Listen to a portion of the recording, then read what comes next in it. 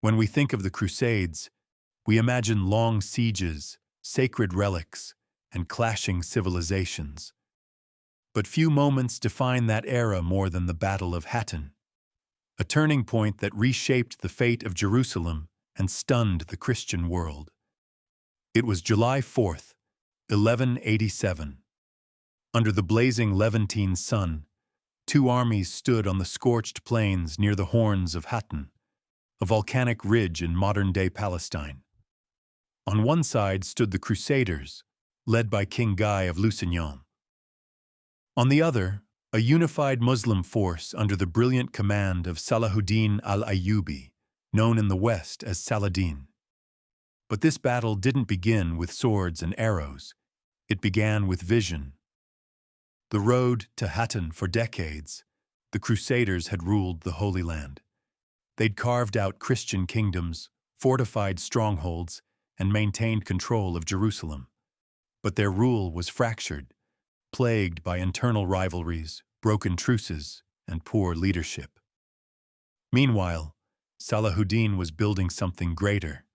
Not just an army, but a united front of Muslim states, bound by purpose. Egypt, Syria, parts of Mesopotamia, all rallied behind the cause of reclaiming the holy city. He wasn't just a warrior. He was a master of diplomacy, religious unity, and strategic planning. And when the Crusader lord Reynald de Chatillon broke a truce and attacked Muslim caravans, even pilgrims, Salahuddin had the justification he needed. He called for jihad. The entire Muslim world answered. The strategic trap Salahuddin laid siege to the town of Tiberias, knowing it would provoke a response. And it did. The Crusader leadership decided to march inland from Acre to relieve the siege, right into the trap. The Crusader army was large but ill-prepared. They had limited water. They underestimated the terrain. And they had no idea that Salahuddin had orchestrated every step of their path. The Muslim forces used a scorching July heat to their advantage. They poisoned wells, controlled the water sources, and even set fire to dry grasslands, choking the Crusaders in heat and smoke as they marched. By the time the Crusaders reached the horns of Hattin, they were exhausted, dehydrated, and demoralized. The clash.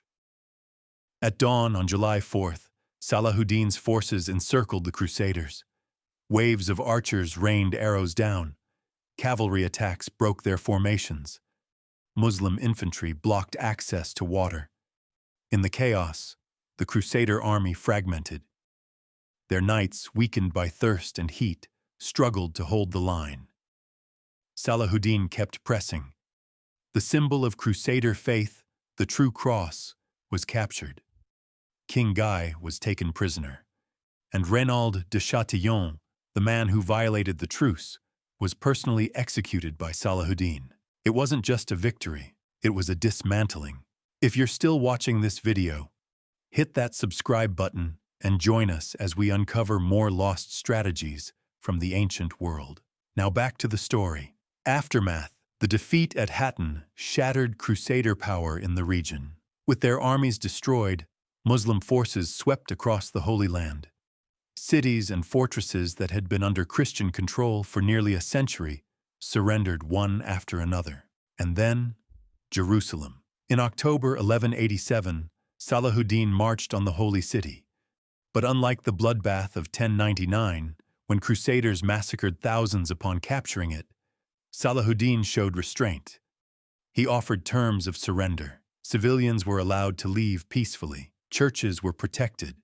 Prisoners were ransomed. His mercy echoed through history, earning him admiration even among his enemies. Legacy of Hattin. The Battle of Hattin wasn't just a military triumph. It was a lesson in leadership, patience, and unity.